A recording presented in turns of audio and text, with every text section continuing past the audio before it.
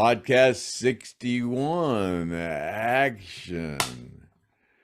All righty then, looky here, looky here. We got a special edition of the Stoned Roadie Show. All the skin information y'all want to know is on the Stoned Roadie Show. And we're going to continue tonight with this special edition of a Saturday night special with Miss Kathy GODSEY, who hasn't been with us since New Year's Eve. She's been busy with her own life as a teacher, and she's had a whole bunch of fans, I guess you want to call them, from her last appearances on the Stoned Roadie Show that have been asking for her return. So we've been talking about her having her come back on, but she's been really busy. So we kind of been talking the last few weeks and kind of thought we could slide her in this week, and it just so happens to be in between the part 1 and part 2 of the Griff Martin, that was a really good episode. Griff Martin's part 1 of when he visited Jacksonville, and we're looking forward to part 2. But you know, me and Griff kind of overlook a lot of questions that people want to ask, and people specifically been asking questions of Kathy GODSEY about things and about when she's going to return and stuff. So here we go, Miss Kathy GODSEY. What are we going to talk about here this evening? Hey, Craig, thank you. And thanks for all of you for welcoming me back to the show. I've made a lot of new friends by appearing on the Stoned Roadie. The last time I was on was when I was visiting Craig at, what do you call it, Fort Reed in Ohio. For New Year's Eve. I'm still pulling confetti out of my electronics in this room here from our Saturday night special. Our we were wearing New Year's Eve special. Yeah, we were wearing the funny hats and the funny sunglasses and feeling totally dorky. And then we popped the bottle of champagne, and I was trying to pick up the pieces of confetti from all over your office, and I'm like, they're going to be there forever. And then you had your little vacuum cleaner out. I was trying to pick up the confetti and stick it back in the bottle so you could save it. I only had 2 sips of the Dom Perignon. What happened to the rest of that, Craig? Did you finish that yourself? That champagne? Yeah. That was Boya Chardon. It wasn't Perrier. Oh, that's right. Oh, yeah. That was the first time I've ever had that. It was pretty good. Yeah. But anyway, it was a lot of fun. And I do have to just mention that, staying at Craig's house, as I have a couple of times, there's something in the water there that has tinted my hair like a pinkish orange color. I have really hard water, yeah. It's kind of becoming, because people have said to me, what did you do to your hair? Did you color your hair? And I said, no, I've just been staying at a friend's house, and he's got this really cool water system. So yeah, my hair is a little bit orangey pink, but it's okay. I'll just go with it, until it grows out. So anyway, but interestingly enough, so Craig asked me if we were going to have any guests on the show this weekend, and I actually reached out to 2 people. Mike Caruso, who was a very good friend of Alan's and I've become very good friends with, appeared on one of the Saturday night specials, and he sang. He used his guitar, and he actually played guitar, and he told some good stories about Alan. I reached out to him to see if he could appear tonight, and he's not able to. He had a death in the family, but within the next couple of weeks, he said he'd like to come back and do another Saturday night special. So Mike Caruso has been asked for. A lot of people asked for when he's going to come back. So we'll be happy to have Mike back. And then also, I've received some new friend requests and made some new friends through Facebook. A guy by the name of Mikey Lockout. Hi, Mikey. And that's not his real last name. And he's a good friend of Artemis's and his ex-drum tech. He referred me to contact one of his friends by the name of George Festo. George is a musician, and he has a really, really cool story about how he met Alan, similar to the story of how I met Alan. And they both want to come on the show and talk about their story. So I asked George if he was available today.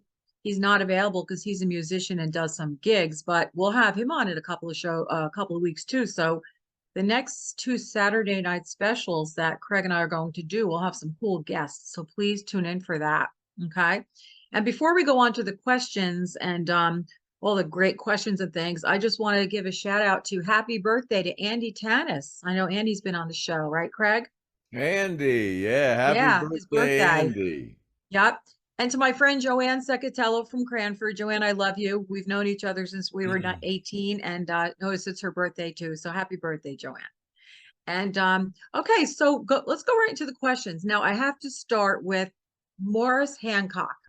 This is what he said on your Facebook when you said if anybody has questions, write them. He says, for the umpteenth time, I never got an answer before. We love you, Mars. How did they make the train whistle sound on the railroad song? And who played the harp on this song on the video of their show at Winterland? I love the railroad song. Do you remember that? Who played the who made the train? How did they make the train whistle sound? Oh, God, you got to ask me stuff I don't remember all the It time. You guys asking me it's these things okay. I don't remember. I can't, it doesn't look good when I can't remember all these That's things. okay. You know what, Morris? I'll look into it. The I'll look train into it. whistle, I I'm don't gonna find remember how out. they did it in the studio. My God, I don't remember. But And who played the harp on on the song? live, they do it with a harmonica. I mean, that's how Boxcar, when they do it live now, Bob, he does it on his harmonica. Do you know who did that? Who played it? Any I idea? would imagine back then might have been Lee Freeman, I think might have done that, and he might have done it on a harmonica. I can't remember. I would imagine That's that all he right. did. But it would have been probably Lee Freeman, who was Ed King's buddy, who played a lot of harmonica, and his girlfriend was the one that did the artwork on the second helping. Oh, cool. Yeah. Oh, that I love that artwork. I Yeah, love she that did album that cover. artwork, and then he was good friends with Ed. He might have been in the Strawberry Alarm Clock with Ed King. I'm not really sure, but he played harmonica on a bunch of live shows in the early days when they had somebody play harmonica. It was always Lee Freeman that came up if he was available. Good job, Craig. See, you recalled more than you thought, and it was a long time I ago, just so don't that's okay. remember Yeah. exactly how they did the train whistle, but I would imagine it was done with a harmonica. That's how they do it these days. Okay. So there you go, Morris. For the umpteenth time, you got your answer. I Early was probably childhood. out playing the pinball machine getting high or something when they did. All right, thanks, Craig. I know that poor Craig. This has been a long time for Craig, so he does his It's been best. 50 years, Yeah. man. You God. remember certain things, certain stories. Like I'm going to ask you about the boating incident. That's going to be my last question. The boating Oh, incident, and that's the with last Billy question. Powell. No, that's the last question. Okay, yeah. All right. So now I kind of organize these questions a little bit to make them a little easier. But next couple of questions have to do with Leon. Okay. Uh-huh. The first one is from Jeff Nicely, and he wants to know about Leon's hats. He said, I noticed Leon wore a lot of hats during the shows. What was the process for getting the hats to him? Did he have a road case for his hats? And then somebody by the name of EP wants to know what happened to Leon's hats after he passed away. Yeah, there was a great big long hat case that all the Leon's hats went in. Yeah, and there was Leon would pick out which hats he wanted to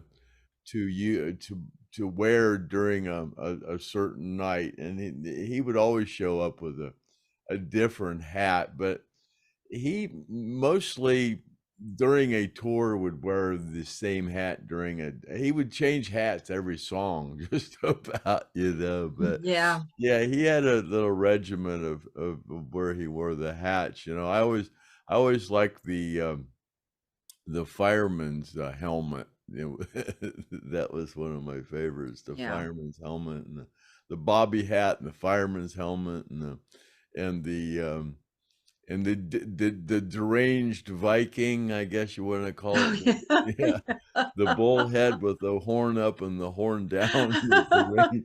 The did Yeah, you he know has yeah, whatever he happened has to all those hats? Any idea? I would imagine little Lily got him. His Okay. son Lily, I might Oh, reach out to when Lily on Facebook, ask him. yeah, when his when he died when we were home. So as soon as we got back on the road, his all of his cases and everything were padlocked, closed, so nobody could get into them, Oh, and then okay. all of his to make sure that all that stuff got back to whoever it should go to, you know. So yeah, all of his hats were all secured, and all his boots and all of his stage clothes were all secured and packed away, and whoever was supposed to get them got them, you know. Well, you have one of those vests. I know Leon gave you a really cool vest Leon that you gave me wore. one of his Yeah. vests. Yeah, yeah, yeah. He was staying at my house, and he was always borrowing my wardrobe, hats and vests, and I go, and he wanted to know if I had a vest. I go, God, Leon, don't lose this one. I got this one in London, man, and I really like this vest. And he showed up a couple days later. I goes, Leon, where's my vest? He goes, oh, I gave it away. Yeah. Leon. So he felt real bad about it. So yeah, he gave me one of his vests. That vest is like $2,600. He gave me Wow. that vest, yeah. And he had And you've two worn of that. them. Yeah, yeah. Yeah. Okay, cool. Thank you. All right, so that's the questions for EP and Jeff Nicely. Now, Walter White has another question about Leon. How was life when you and Leon lived together? He was a handful, I'm telling you. Luckily, my buddy Doyle Baird took him over to his place for a little bit. He was a handful of me. Leon wanted to go places where I don't really care to go to booby joints, you know. You know the I don't really care to frequent those places, and Doyle didn't mind taking him to all those places. So yeah, Doyle took him around to all bunch of places, you know, when I, luckily, because Leon was a handful. Yeah, he liked it. He liked my buddy Doyle Baird, so he went over there and stayed with him quite a bit. Yeah. Okay. Now, also, Brian Boggs wants to know whatever happened to Leon's 928 Porsche and what other cars did he own that you can recall? I don't remember what happened to that 928 Porsche. You know, I really don't. Hmm. He had that. I don't remember what happened to that one. Okay.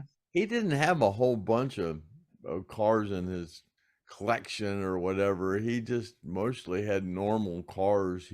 When he was staying here, he had a Jeep Cherokee, um, and he had that T bucket, the hot rod, the red hot rod, and then he had that 928 Porsche. But those are really the only two. And then he had the 32 Plymouth before Alan got it, the one that I had.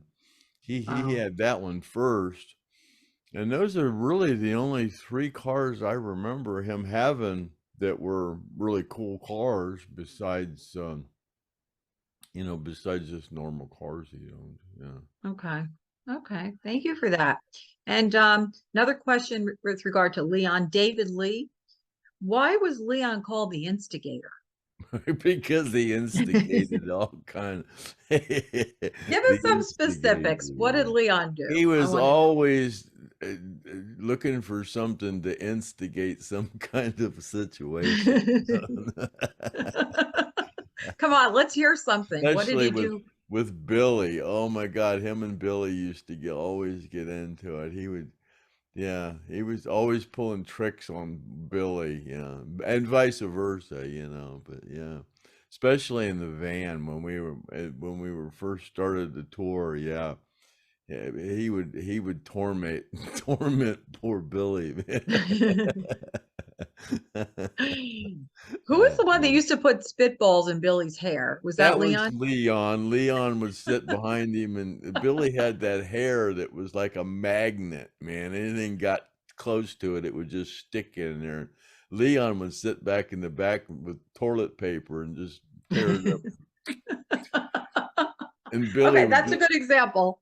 Billy would be sleeping, and and Leon the whole time, and Billy would wake up like this, and toilet paper wads would all over. Leon would go itty bitty wads, and Billy's briar patch. He called Billy's hair a briar patch. And that it was.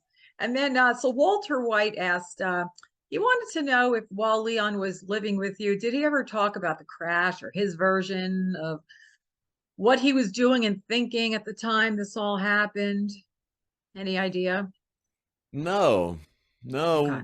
Matter of fact, I don't recall any of us talking about where our head was at when the plane was going down. I don't remember Okay. really having that conversation with anyone. Okay. You know, Yeah. uh, Okay. I don't know. I guess it's just something we just didn't talk about. I don't know, but no, I Yeah. don't recall any of us talking about what we were thinking when the plane was going down or anything like that. Okay. Okay. All right. Thank you for that. The next couple of questions are regard to just the behaviors and arguing, things like that. Bobby Perkins Elliott has a question for you. Did you ever get into any bad arguments with any of the guys? No, Yeah, never, you're no. kind of the peacemaker, right? No, I never, ever did. No.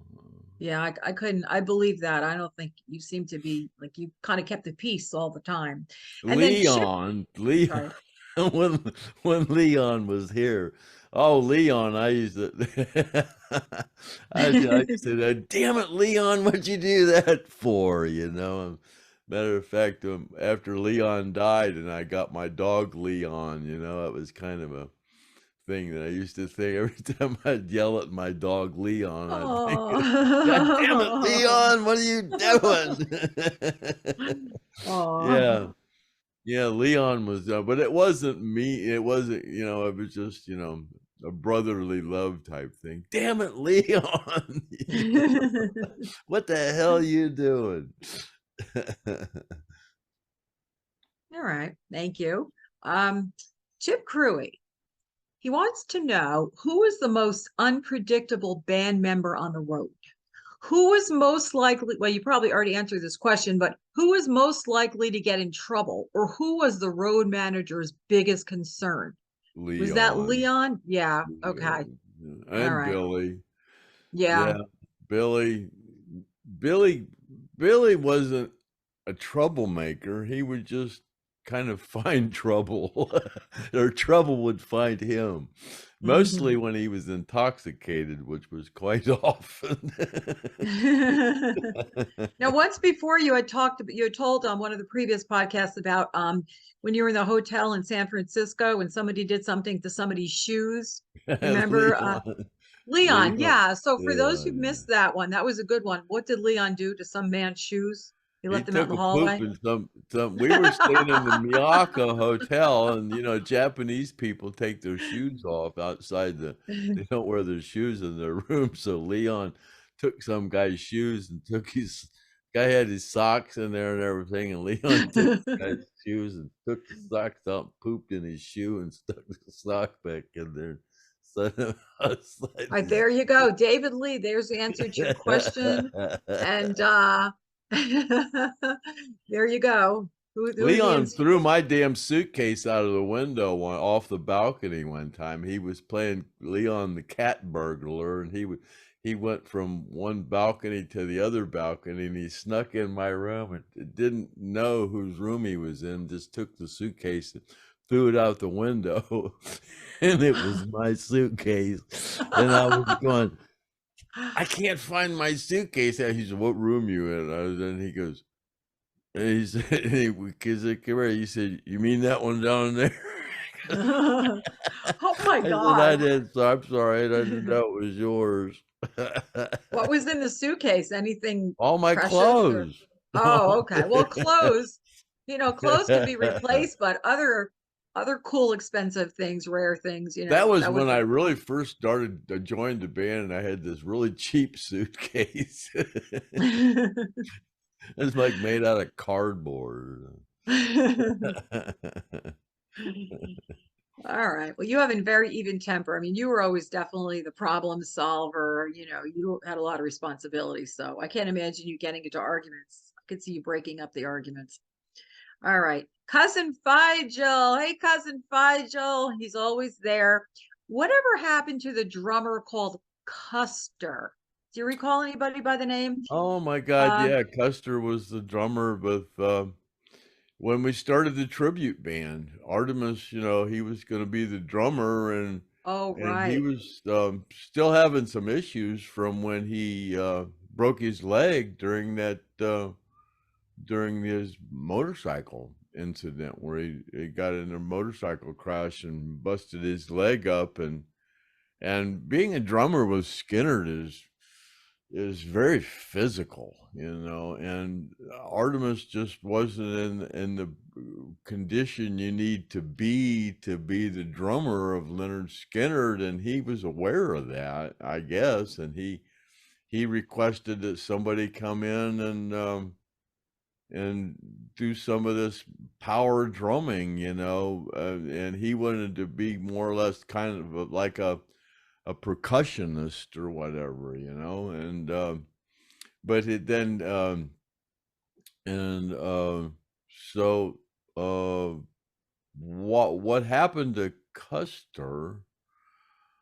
Uh, I'm really not sure why the band finally got somebody else, but that um, I guess I don't know exactly what his demise was, but yeah, him and Artemis were both at the beginning of the tribute tour. They were Custer was the drummer, and then Artemis was a drummer percussionist, and then Artemis left the band, and then the next tour or whatever, they didn't ask Custer to come back, or they found somebody else. A lot of times the band guys would go, "Man, I got this drummer," and then they we went through Jeff McAllister, I think, came in after Custer, and then Owen Hale come in Mhm. after him, and then Michael Cardlone, I think they had three drummers after him. I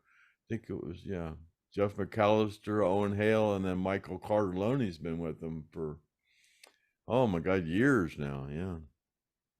Are But you referring, Custer's out in California. I'm friends with okay. him on Facebook. Yeah. There's a Michael Carlucci. Do you know who that is? No. Okay, well, Michael Carlucci is Mikey Lockout. That's his real name. Oh. Okay. All right. Yeah, he's the one that's going to appear in one of the next shows. Okay, so now I know cousin Figel was interested in finding out about Custer. I think he asked that once before. So okay, there you go, cousin Figel. I hope he helped you out. Okay, the next questions. My gosh, we have three guys by the name of Brian. I don't know if they're three different people. They have questions about the guitars. So Brian Goop Gibbons, we know Brian. He's your buddy. He lost all the weight. He's your friend on Facebook. Oh yeah, he lost Brian, 120 pounds. Way to go, Brian. was that the Stone Roadie diet? I'm not sure. He He looks said he great. said he said I was a big motivator and helped him kept motivated during Yeah, his weight loss. Yeah. yeah. He's a good guy. He looks great. All right. Well, his question is, did Alan ever play the slide on any songs? Never saw Alan even attempt to play slide. Okay. Yeah, never Okay. did. Yeah. And then also another Brian, no last name. He wants to know if you recall what kind of acoustic guitars did Alan and Gary play? Well, I would imagine Gary Do you Alan only remember? had Alan only had Gibsons. Okay. Um, Gary, I got Gary when Gary was hurt his foot. Um, and he was in the hospital, and he'd call me up and he'd want me to bring him Butterfingers to the hospital, and I'd go over there and visit him, and he'd go, man, I need an acoustic guitar. And I goes, well, what do you want? And he goes, man, I want a big, a blonde, a big body blonde guitar. He said, I think somebody like Guild or somebody makes them. So I called Guild and set up an endorsement with Guild for Gary. And they sent Gary their great big body maple acoustic guitar with all gold hardware and stuff. It was beautiful. And then Oh, that's nice. when I got Alan an endorsement, and I said, man, they're interested in giving you some Mhm. electric guitars. And I said, you Yeah. interested? He goes, "Oh, send me a black one and a white one." Yeah. And he actually kind of liked them. That one guitar that when Griff went over to Steve's, he actually was playing the white one Yeah. Yeah, I that saw that. that that Alan had. Yeah. And Guild was actually going to make a Guild Alan Collins series electric guitar, but I don't recall whatever happened to that. It probably might have been. I'm not sure what happened to that deal, but yeah, they were going to make Alan Collins series Hmm. Guild guitars, electric guitars. But yeah, the band they only had that I recall. Alan had at least one Gibson acoustic, and I don't really recall Gary having any acoustics. Like I said, that when he was in a hospital, I got him that Guild, and I'm Hmm. not sure that he had any other acoustics. There's a photograph of Alan sitting next to Kathy, and he was playing an acoustic guitar. I've seen that picture all over the place, and it's a big, like a blonde acoustic guitar, I guess. But that's the only photograph I've ever seen of him holding or playing an acoustic guitar. That's a good question. Okay, thank you, Craig. That's for Brian. And then Brian Woods, he's asking a question with regard to the Stratocaster that had the Telecaster neck. Do you recall that one? The There Strat with was the Telecaster neck? there was a lot of those. I think Ed King started that little switch thing, putting a Mhm. telly neck on a Strat body, and then Alan had one, yeah, that he put Mhm. the telly neck on that black Strat, you know, Okay. yeah. Brian wants to know, did any of the guys, either Alan or Gary or Steve, ever play on stage with that? Or did they ever record with that particular guitar? Alan used to play on stage with that black Strat all the time. Was that in the Rossington Collins days? Yeah, yeah, I think Yeah. it was, Okay. Yeah, I yeah. recall seeing that in a lot of photographs. Okay. What about Gary? No, Gary never played a Strat. Okay. He, no, he Steve? strictly Steve's played Strats. Yeah, Steve had Okay. a couple of Strats, but no, Gary never played a Strat. Gary only had the SGs and the Les Pauls. That's all he ever Okay. played. Okay. Cool. Thank you. So we're getting a lot of these questions answered for everyone. Next question is from my friend Mike in Cranford. Hey, Mike. He and I went to high school together. This question is from his friend Pete, and this is what he said. He says, my friend Pete attended many Skynyrd concerts, and he always told me that he swore that the band played and sounded better at the shows that were south of the Mason-Dixon line. Did you notice any differences in the shows, or was it possibly just because my friend may have been scoring some better weed down south? I don't think that was the case, but it's possible that the band played better for Southerners. Yeah. It's Yeah. possible, you know, Yeah.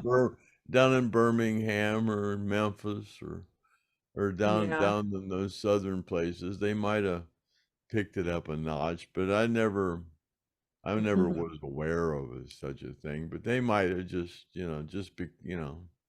as a personal thing, but it was never Yeah. quoted, I guess. I think somebody once asked before we addressed a question of where they like to play, what was their favorite spot to play. Didn't you say it was like maybe near home, Jacksonville, or one of their favorite venues? I'd probably the best places they like to play was in the southern states, Alabama and places like Yeah. that. You know, I Maybe went that's why they to sounded better. Alabama. They played and sounded better. They're more in their comfort zone, you know? You know. So, all right, there you go, Mike. And next question, Lonnie Van Zant. What do you remember about the very last show on October 19th in Greenville? If you Um, remember. I don't I don't remember much about that show at all, to tell you the truth. I don't know why I don't remember a lot about it. I just don't remember a lot about it. Okay. Um, um, we uh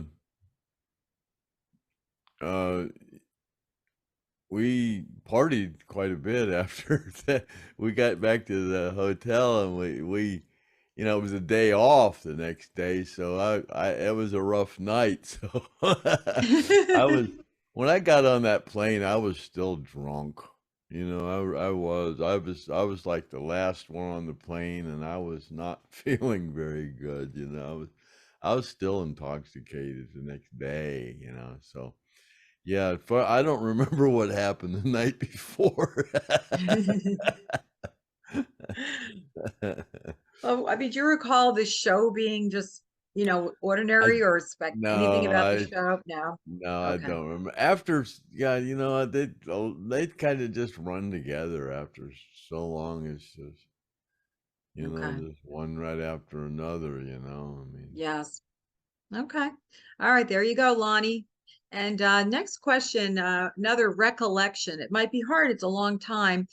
So Brad Sense asked this question. This is going back to July 1974. There was a show at the Ozark Music Festival in Sedalia, Missouri. And Brad wants to know if you have any recollections of this because he said the crowd was huge and the temperature for all 3 days was super hot. He says it was like being out inside an outdoor air fryer. Do you have any recollection of that particular show? I remember quite a bit about that show, actually. Yeah, from what I remember, there was like close to 500,000 people there, Sounds and like Woodstock. it was Yeah. like yeah, it was like of course it was outside, and there was three stages, and one band would play, uh, and then another band would play on another stage while this band was tearing this stage down, and then another band would come on and play while they were putting these two stages back together, and then somebody would play on this stage, and then they'd tear that. It was three different stages, and Yeah. Wolfman Jack was like the announcer, there, and we all had to take helicopters just to get in there. And I actually rode to the gig with Hart in the helicopter, and and I got in the helicopter, and when it took off, there was no door on the helicopter, and when it on the side, yeah, and when it took off, it kind of pitched this way, and I'm looking out the door, going, shit. you know. Seatbelt or no seatbelt? Did you have a Well, seatbelt yeah, on? there was seat belts, but the I was in there with the whole Heart band. They played before we did, so yeah, and yeah, then when it was time for us to go on stage, we were all ready to go on stage, and Wolfman Jack got out there and said, "Let me see your bottles," and everybody didn't show their bottles. They threw them at the stage. And I mean, all of a sudden we're getting peppered by bottles. And I'm going, you son of a bitch, what'd you have to say that for? Yeah, Yeah. let me see your bottles. And all of a sudden we're ducking bottles. Oh, I wanted to kill Wolfman Jack. Yeah. Yeah, that was a crazy. I never forget. I was out walking around in the crowd, and it was really, really hot. And I don't remember why I remember this, but for some reason I remember this guy that had a tuxedo on out there and taught the hat and the tails, And I was following behind him, and and I didn't notice, but when I got in front of him, he didn't have anything on under there. And the tails, they come out, they cut off at your waist, and then there's tails. So still he had his top hat and tails on, no pants on. It was, Oh, it was pretty funny. you didn't get a picture of that, right? Because I know you're always taking pictures. Too bad. Some of these things that happened, like the guy who jumped up on stage and he was completely buck Oh, naked, and you oh, said, yeah, that was "Where are the fun. photos?" Today that would have been all over the place.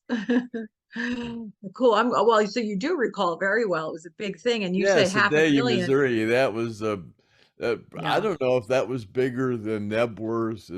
Those two were the biggest shows I ever did. Yeah, Sedalia, yeah, Missouri, and Nebworth. I don't know which one was actually bigger. They were both comparable though.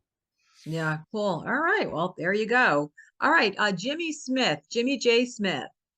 Another recollection, Craig. Let's, pick your brain here. Do you recall that 16-foot high stage of the Apollo Theater? The Apollo Theater. In England, the I Apollo. don't It has know. to I don't. be the Apollo. The Apollo. I think the Apollo is in England. Okay. I'm not Well, sure. there's an Apollo in New York. Apollo Theater, New York. Oh, really? Yeah. Hmm. All right. Well, we can always get back to you, Jimmy. We'll get back to you on that one. Okay. We'll research it a little bit and find out. 16 foot high stage. What is a normal height of a stage? 6 foot, 8 foot. Okay. So this was really high. Okay. All Yeah. right. And he's also asking something that happened maybe in Albany, New York, in the Albany Hotel in 1977. Something about the events that took place at the Albany Hotel in 77. Is anything that happened in particular that you recall? Don't remember that one though. Okay. All right. Well, I know in July of 77, they were over here in Asbury Park, New Jersey. Unfortunately, I Mhm. didn't get to see that. I wish I had, but I didn't. Okay. So thanks for that, Jimmy. We'll try to get back to you and get more information, possibly on that Apollo Theater stage. Okay, Kyle Domini. Hi, Kyle. He and I are friends on Facebook. Um, do you recall? Okay, he said, can Craig talk about adding these songs, T for Texas, Crossroads, and Travelin' Man, how they got added to the set list for the live shows? Well, Crossroads, T for Texas and Crossroads were were always basically they played before Freebird. Right, right, They right. were like, they would come on and they would play T for Texas, and then when they would want to like do a double encore thing.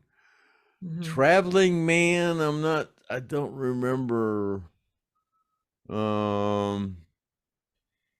because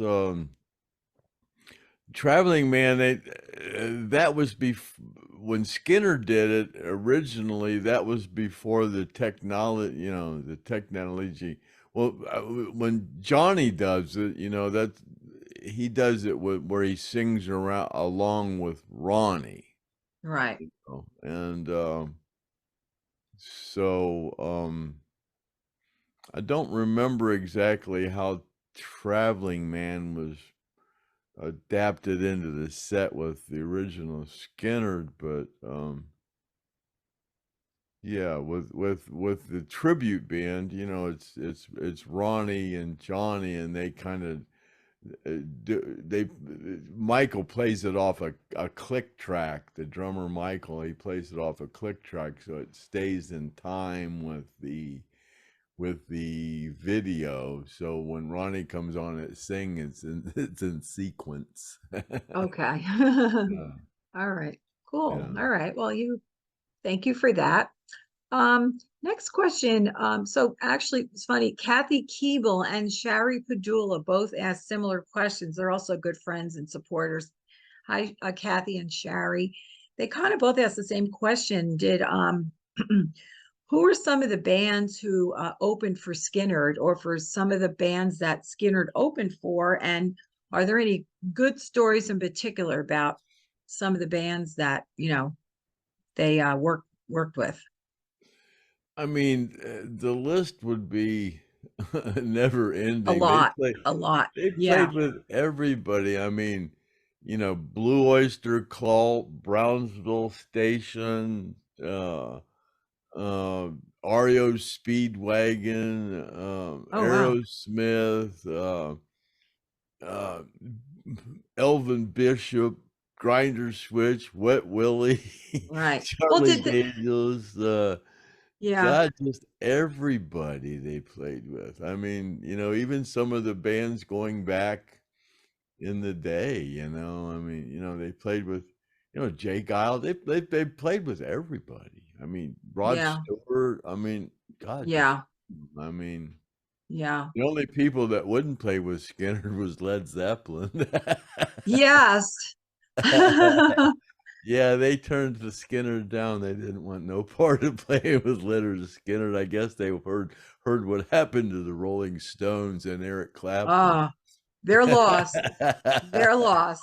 They should have been after they honored. after they singed God's beard in Memphis, Eric Clapton, they kind of smoked him, but that was him during his days when he was kind of off on some other substances or whatever. He didn't play much, but after that he straightened his act up and he came around again. But yeah, there was a point where Eric Clapton was kind of down and out or whatever. Yeah. Yeah. Well, so I guess, yeah, I can imagine, what if Zeppelin were asked to open for Skinner? That would have been good. That's the way it should have been. But I guess Kathy it's a good question, because we know that they opened for a lot of bands. I mean, when they opened for the Who, they opened for the Stones, they opened for Frampton, they kind of blew those bands off the stage. But were there any particular stories about, like, any cool stories about the band, like partying with any of these guys or hanging out with these guys? Anything in particular that you recall that was a lot of fun? Oh, they were all fun. I mean, Okay, I believe that. yeah, I mean, no, there were so many bands that I mean, everybody. I mean, I did Mhm. anyways, being with the crew, because I was there with those guys. The band didn't really interact with a lot of the bands that even I did, because I Mhm. was there and like I was either a production manager or the stage manager or whatever. So I had to kind of go in the dressing room and interact with all those people. And I became acquainted with them when the band really didn't. And a lot of times I would get together with some of the opening bands or whatever bands and party with them when Skinner didn't. So yeah. Yeah, I So believe yeah, that. yeah. Just like I went out and pub partied with Bon Scott, you know. You know that, yeah, yeah, it's pretty cool. Now, what about another question regarding that last show? Shari Padula wants to know if you recall, was there an opening a band that warmed up for Skinner that last for the last tour? Do you recall the last show? What, the original band? Yeah, the original Skinner, the very last show, October 19th. Was there a band that was opening for Skinner that night? Do you Well, recall? yeah, there's always an opening band, but I don't remember who it was. Okay. Yeah, I Okay. don't remember.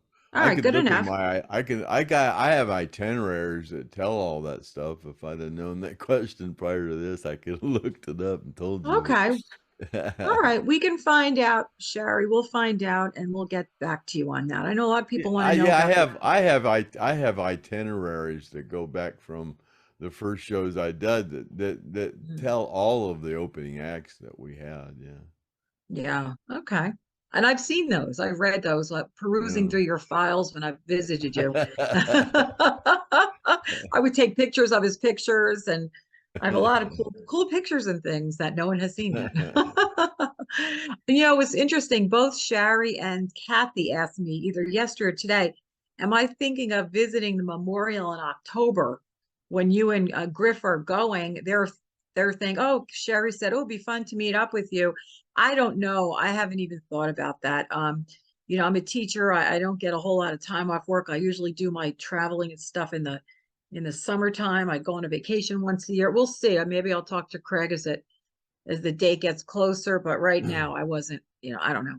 I don't know about that. It would be. I'm sure it's going to be a nice time for everybody to get together and reflect. But I at this, plan. I'm gonna drive down there, but I plan on staying yeah, down. I'm gonna go down there a few days before and right. then stay a few days after. Yeah. Yeah, I recall you saying that. Okay, so Yeah. at this time, well, I have no So plan, Sherry. anybody want to go down and for a few days before or a few days after? I'll be down there. Okay, there you go, Craig. Tell us what hotel you'll be staying at, and we'll get a block of rooms booked. If you hang around with Craig, you will have a lot of fun, but I advise you not get into a car with him as he's driving. He drives very fast. Very fast driver. I drive like Frogger, man. Yeah. Yeah, yeah. They talk about Alan being a fast driver. Well, I see where he gets it from. Now you're a good driver. You're a very precise driver, but you drive a little fast. That's okay. We love you. We love you. All right. Um, okay. Question about some of the clothing. I have these questions categorized just to make it easier. Two questions about some of the clothes the guy wore. Okay, Darla Jan. She wants to know, did Artemis always drum shirtless? Did he ever wear a shirt when he was drumming? Do you recall? No, no. Okay, there you go. No shirt. Artemis or me hardly ever wore a shirt. I recall. You I know that notice? picture of you. Yeah, No, yeah, yeah, yeah. yeah. I hardly outdoor shows in the summer. I never wore a shirt. You know, never. Okay. All right. And Gary always wore those jackets. A lot of times he wore those jackets with the long sleeves. Did he was he, Yeah. you know, was that just a trademark thing of him? Was that comfortable for him? Why did he always wear those jackets? They were quite, you know, colorful and Yeah, intricate. it's a stage thing. I don't know. I would Okay. imagine they would get awfully hot, but Yeah. you Yeah. know, but Yeah. yeah. And then she wants to know, did they plan their wardrobe or did they just show up whatever they liked? Because it looked like a lot of times Alan would wear like t-shirts when pants, and it didn't look like so much as a stage costume as it looked just like normal clothes. So how did they decide what they were going to wear? Was that planned out or just Well, random? in the early days when I started, whatever they wore on the street, basically they wore on stage, you know. Yeah. And then you know when Dean come along, he kind of started doing things with their wardrobe, you know. different things, you know. And then we got wardrobe cases, and then Mhm. when we after we got the wardrobe cases, they could go to the gig and then choose Right. what they wanted to wear out of their wardrobe. But yeah, Yeah. sometimes they would just sometimes what the in the later years they always dressed at the gig, but in the early days, most of the time that whatever they wore to the gig is what they wore on stage. Okay. Okay. Good enough. Good enough. Thank you. And then Brian Woods, another question from Brian Woods. He's referring to a black T-shirt that Ronnie used to wear, and it had Sam written on it in cursive.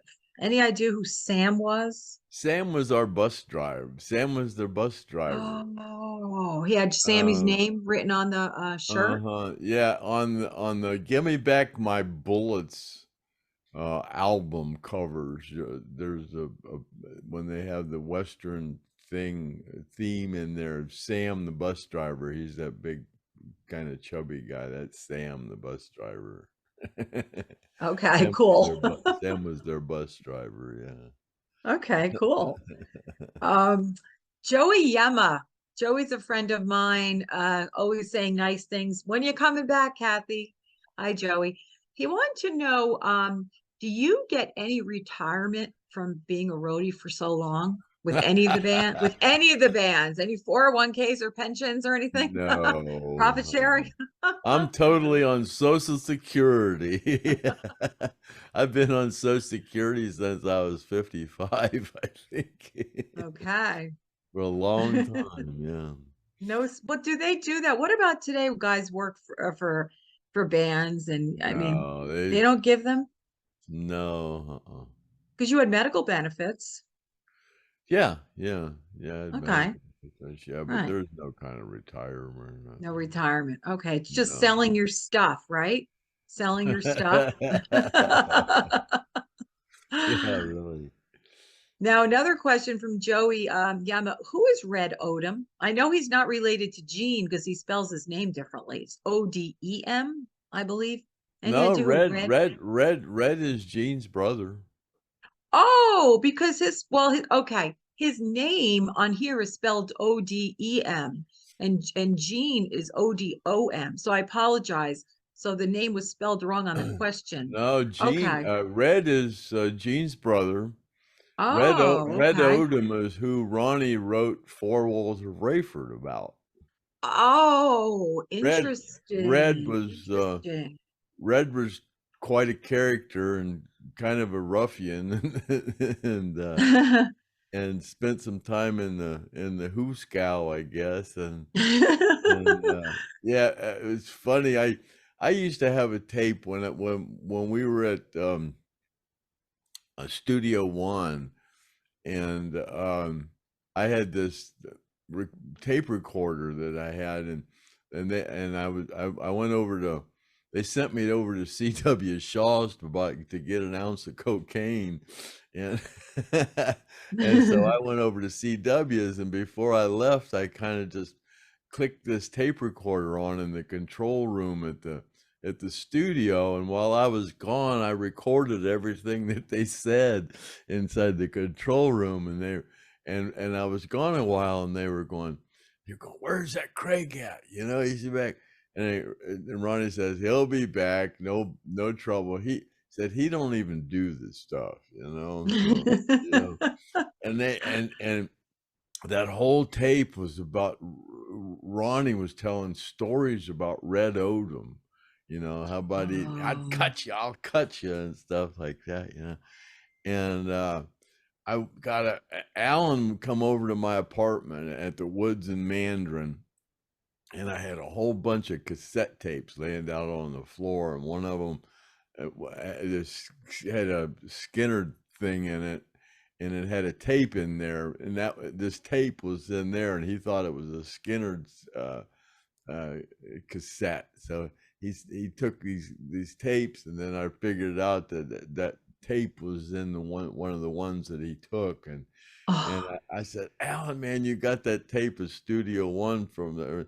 and he acted like he didn't know what I was talking about, you know, but but I wish I had that tape back. But yeah, yeah, Yeah. Ronnie, every time Ronnie would get drunken in the studio or in a hotel and anywhere telling stories about his childhood and stuff, he'd always talk about Red Odom. Yeah, it's funny. Now, where is Red today? Is he still alive? He's done, yeah, he's done. I guess he's in Oh, Jacksonville. He's doing so. I talked to him oh wow. few weeks ago. Yeah, my son Chad was is a private investigator, and he was over by the Van Zant house, just sitting there on surveillance, not at the of the Van Zant house, but somebody down in that neighborhood. And he was sitting there, and all of a sudden Red went by and with some lady, and Red was going, "This is where we used to do this and do this," and Chad was close enough to hear him, and he goes, and he said something to Red, and Red, and then they started talking, and Chad said, "Well, who are you?" And Red said, "I'm Red Red Odom." No way, you know, because Chad was well aware of who Red Odom was. So then he got his number, and I called him, and he said he would come on the Stone Roadie show, but he said he was Yeah, kind of busy. But yeah, yeah, we'd love to get him on and tell some stories about Ronnie. Yeah, that'd be a hoot. that's interesting. I didn't know he had any relation to Gene. Gene has never mentioned him that I recall. I didn't think Gene had any brothers. So it's very interesting. Okay, so there you go, Joey. So there was a song written about Red Odom. That's something new that we just learned. Yeah. Okay, so the next question is about Ronnie's car, his cars. Patrick Nolan wants to know what kind of a red Jeep did Ronnie own and what other vehicles did he own? Now we know he had that old car that Alan got, right? Acquired and you acquired, I believe. Just talk about that, starting with the Jeep that Ronnie owned. The Jeep was a 1972 CJ6. Now they Okay. didn't make many of those CJ6s. They were they were longer than a six, a five, and a seven. They were kind of like longer. And Judy found it. Ronnie wanted a Jeep to go fishing in, and Judy found this Jeep, and she wanted me to go look at it for her, and I went and looked at it, and it was real cool. So she bought it for Ronnie, and then Gary got a hold of it, and then I don't remember if it was when exactly he got a hold of it. It might have been even before the plane crash. I'm not sure. But then during the Rossington Collins band, when I moved back down to Jacksonville, Gary had that Jeep, and Gary gave me that Jeep. And so I had that Jeep for, oh my God, I don't know how many years, a long time. And I was up here in Ohio, and then Melody Van Zandt, his daughter, sent word that she'd like to have it. So I sold it to Melody. And then now Johnny's got it. But yeah, it was a Okay. Wow. 72 CJ6. Nice. Yeah. Okay. And then the other vehicle that Ronnie had was the 32 coupe or something. No, that was the What 50 was the Oh, 53 50. Mercedes Okay. Cabriolet. Yeah, Right. Ronnie Okay. never had the 32 Plymouth. That was Okay. Leon and Okay. Alan. Okay. All right. Thank you for that, Patrick Nolan. There's your answer. Now there's a group on Facebook called Fans of Southern Rock, and they asked a question: which year did Skinner stop using Hell House for practicing? Which year did they stop using Hell House? It would have been 70, right at the end of 76. It would have been uh, just right around the time Steve was hired, because it took about, I don't know how many months or whatever to put that when they bought that building at Riverside. they build a studio in there, and it took a little while for them to get it together. So it was right Mhm. around the end of 76 when they finally got it going, and then because it was the first they started using it was right when Steve joined the band. Okay. So because Steve never rehearsed at the Hell House, so it was Okay. right at the end of 76 they quit using it. I would say somewhere in there. So after Skinner stopped using Hell House, how long did it just remain there before somebody did something to it? Because we know it's gone now. I don't know if Joe Crimp and them continued to use it. I suppose that they did. Okay. Joe Crimp and his had that band Slowpoke. I would assume that they continued to use that for a rehearsal place, and I don't know how long it was after Skinner moved out of there that they quit using it for such a facility. Okay. Kind of All right. lost Thank you. after we moved out of there. I kind of lost track of it. It wasn't my fondest place I know. after after staying there for about a year, living out there. That wasn't my fondest place to be. It's kind of intriguing and mysterious, and there's a little mystique about it now, but back Yeah. then it was just a shack in the middle of a damn field that was hot as hell. And smelly too. Didn't you say the Oh plumbing God, smells? the water, oh, it smelled like rotten eggs. Oh my God, it was horrible. But you got used to it after a while, but Hmm. yeah, it was Yeah. bad. All right. Thank you for that. Next question is from Steve Jones. Okay. What happened with the humanitarian award that they Skynyrd received from Saving the Fox that Leon accepted at the Grammys? Any idea what happened to that award? I wouldn't have any idea. Okay. I'd probably Judy has it, I imagine. Okay. All I right. I don't have any idea. Yeah. Okay. Another question from Brian Woods. Did Alan, Gary, or Ronnie buy anything elaborate with their money for their families? Um. Well, Gary bought his mom a new car. I mean, Gary took care of his mother, but Gary, she didn't have anything to worry about after Gary was successful, Right. and um and Alan spent money like water. Yeah, he did. And Ronnie wasn't real extravagant, they had a couple of Mercedeses, and he had a real nice house, but it wasn't anything real Mhm. elaborate, but Yeah. they didn't get real extravagant, no. Well, I mean, when Alan Um, bought that nice home that, I was lucky enough to go to, it was a nice, it wasn't anything extravagant. It was just a nice big home, but obviously that was from, the success. I know that Kathy, I think you said he bought Kathy a nice Mercedes she used to drive around in, but you know, Yeah, wasn't anything. Alan and Kathy lived in a really small house off of Blanding, and Mhm. he wanted to get out of there, and at the time he bought that house where they lived, Mhm. I've heard that he was really stretching his budget to afford that place. Oh, okay. Because Yeah. it was kind of earlier in their career, and Yeah. he was kind of extended on his credit Okay. to get that place. Yeah, they were kind of Yeah. it Okay. wasn't easy for him to do that. Okay.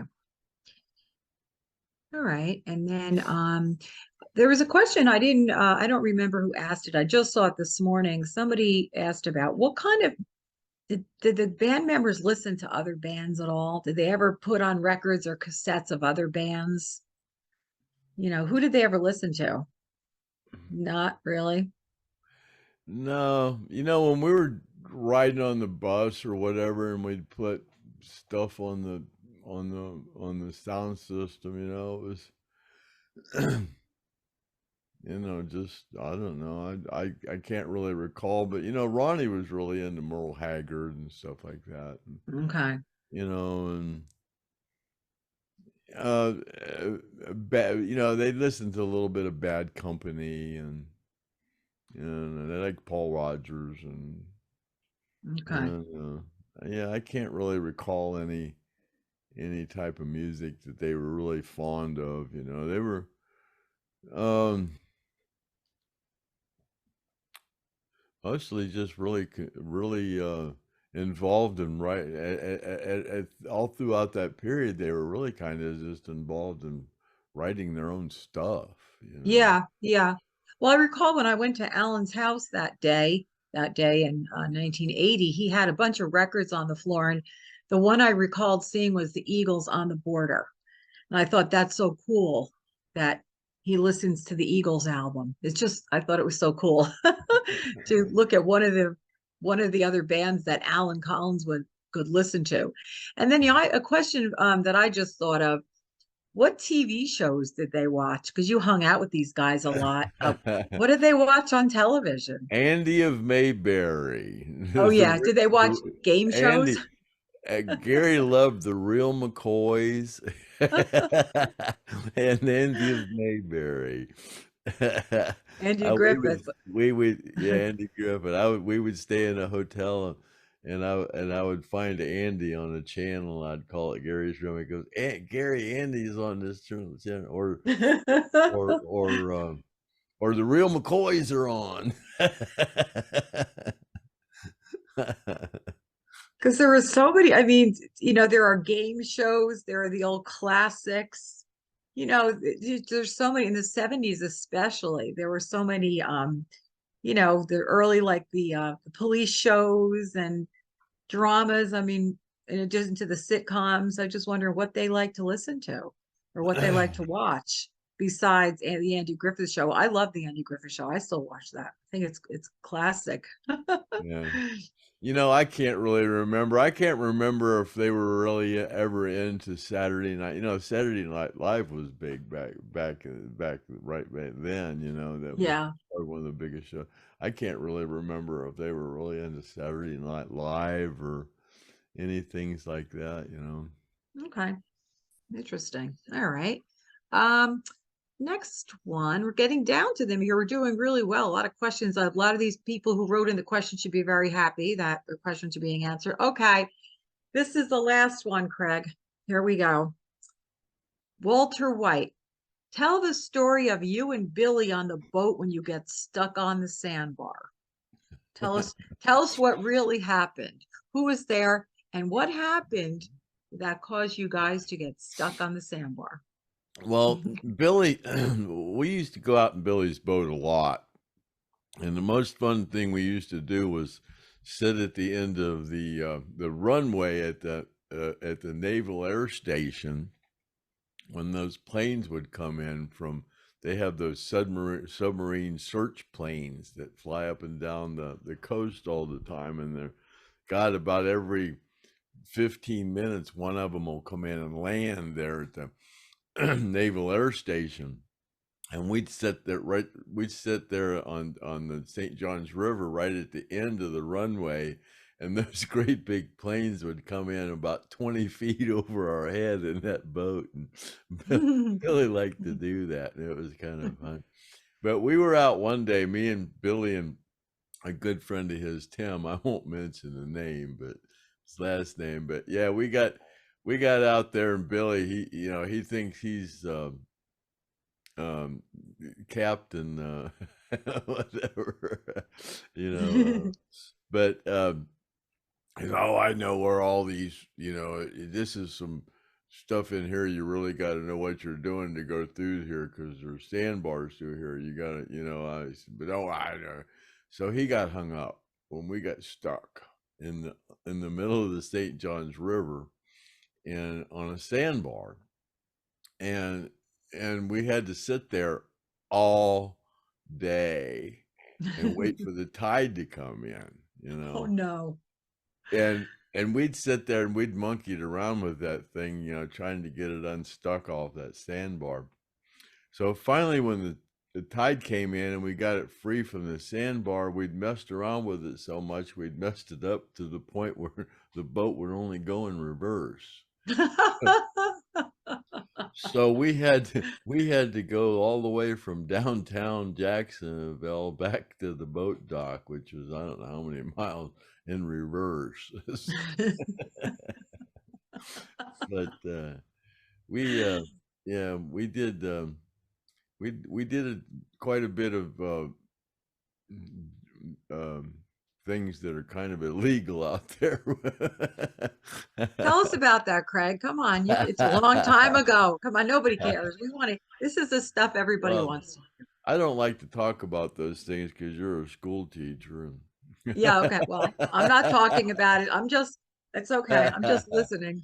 Well, Billy, you know, Billy had that cabin cruiser, you know, and it had a stove in it. And I don't think he ever cooked anything off that stove, but we snorted a hell of a lot of cocaine off of it. That was a long time And ago. A long yeah, time ago. Yeah. and yeah, we were there pretty much all day, and by the time we got that boat loose, we were tweaking.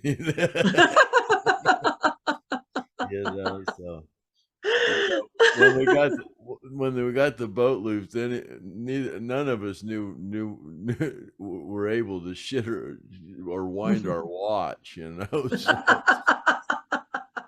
and you know, when we could only get the boat in reverse, we didn't quite know what to do, you know. So kind of just rolled with it, you know. But yeah, it Oh was my gosh. it was quite That's funny. comical. Me and Billy and Tim on there all tweaked out trying to get that back to shore. Well, you Yeah. made it back safely. I knew that was going to be a good story. I had to save that one for last. So let me see if there's anything else. Oh yeah, so David Selder is another watcher fan. He's always writing to me. So nice. Some of these people are so supportive. I really appreciate it. He asked, he said, you know, with regard to Steve Reynolds, everybody loved that part one of Griff going all the way to Jacksonville and on the road with Griff with Steve Reynolds. And I'm looking forward to part two as well as a lot of other people. By the way, Griff, you play a mean guitar. Griff is pretty good. That was really cool to see him play Alan's guitar. Griff, come on, you got to play more on this show. But anyway, so David said, you know, Kathy, with regard to your experience with Alan Collins, what did you take away from part one compared to my memories of meeting Alan? You know, I was only 18. I was a kid. And that was just the only thing that I ever wanted to do was meet Alan Collins. And I still to this day remember it's one of the best days of my life. In addition to giving birth to my children. But you know, it's just I just feel so blessed to have been there. And when George comes on the show in a couple of weeks, he's going to talk about his experience with meeting Alan, and that was really cool. Really cool. I'm not going to give away any of what he went through, but that was really cool. But one thing I remember about that day that I haven't already mentioned was as Gene was taking us to his Alan's house, I was just so focused on watch and remembering exactly how Gene drove. He took 295 and St. Augustine Road, and then Plummer Grant Road, Julington Creek. I remember all this. But anyway, there was a song that came on the radio during that drive, and it was Lost in Love by Air Supply. That was a really very popular song back then. And every time I hear that song, Lost in Love, it just brings me right back. It's like a flashback, right? 43 years ago. But anyway, David, thanks for all your support. And the last thing I want to do is just thank some of the people who have said some really nice things to me. Nick Laster, Joe Schmo, Joey Yema, Matt the Singer, Kent Miller, Morris Hancock, and David Selders. It's just so nice that people are watching and going out of their way to say thank you. And, you know, for Craig and Griff who are putting the show together, you guys are getting close to 1,000 subscribers, and then keep going from there. And, as they've said before, it's just so easy to subscribe. It doesn't cost anything. If you have an account with YouTube, you just push that little button. So, and they're really grateful. I know Craig and Griff are really grateful to have that. So this has been a great podcast. Is there anything else you want to say, Craig? And I know you definitely want to sing, as you always do. Yeah, I know you do Happy Trails, but you do you've sung some other cool songs. What else Oh, can you sing God. for us, I Craig? sing for two reasons: self-enjoyment and revenge. No, you're a great singer. But no, So yeah, we are getting close to that 1,000 mark. I think we're at like 908, and when we get to 1,000, that's not a big goal. But from what I understand, YouTube puts you on a higher algorithm when you hit 1,000, which means it puts you in front of more people, and then it's easier to get subscriptions. But a lot of people tell me that they don't even have an opportunity to. I can't even find a subscribe button on mine. Well, I guess you have to be a member of yeah, YouTube to yeah. even subscribe. And then even myself, I watch videos all the time, and very rarely do I hit subscribe because I Yeah. just don't, because I just I'm not that involved with that subject matter or whatever. So, but yeah, if there's any way possible you could like and subscribe, we really appreciate it, and get us up over 1,000. Because when we started this, we kind of thought, if we ever did make any money at this, we would put it toward helping the survivors of the plane crash. And my buddy Jeff and even Griff are trying to put together some kind of websites where people can kind of donate through some kind of a GoFundMe thing, where people can donate to any of the survivors you would like to, like Mark Howard or Mark Frank or Leslie or uh Paul Welsh, or some of the other people that are have experienced some rather extensive medical bills throughout this whole thing, and are still having issues with it. And the band and the insurance never covered any of this. Yeah.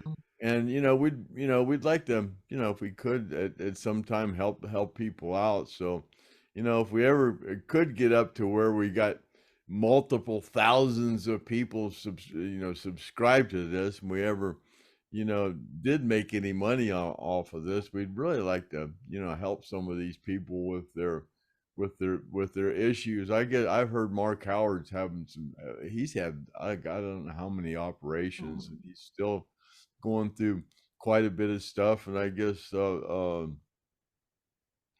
Paul Welsh is kind of in the same situation. And now I guess Mark Frank is actually in a assisted living facility now. I guess I saw that in there, that he's just kind of can't do it on his own anymore, and he went into a assisted living facility. And those places aren't cheap, I guess, from what I understand. I don't know how that all goes about, but yeah, we if you can help us out with a like and subscribe, we'd sure appreciate it. I don't know what happens after you get to 1,000. I'm just kind of amused at it. We've been reaching for that goal. When we started this, it'd be March 14th was when we did our first podcast on YouTube. And when we first started it, they said it would take a good year to get 1,000 subscribers, and so we're right on track. So if we could get up to 1,000, I'm just kind of curious what happens at that point. But yeah, we Something magical will happen. yeah, Yeah. We'll get to 1,000. We'll all go, yippee, you know. And I just want to add that when you said about getting an account with YouTube, it's so easy. It's you just sign in with an email address. That's all you have to do. Sign in, email address, and that's it. There's no fee, there's no credit card, nothing. And then by having an account with YouTube, you can create your own channel if you want to, but you can always make comments and you can like, and a lot of cool things you can do by having an account. It doesn't cost anything. So yeah, I know Craig and Griff really work hard on this, and it'll be just as nice to see this show continue to be successful. So please. Okay, so Craig, what are you going to sing for us today? Oh, I'm putting you on the spot.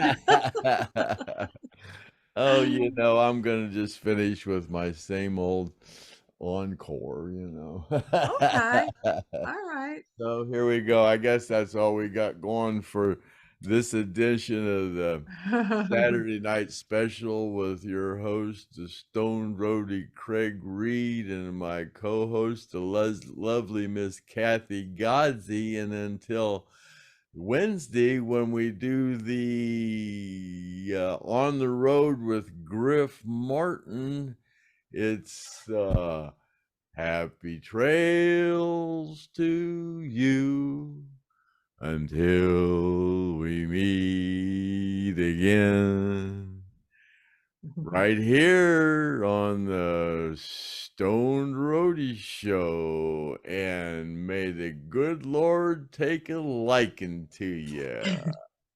And cut. See you next time. Bye. Say goodbye, Craig. Goodbye. Bye.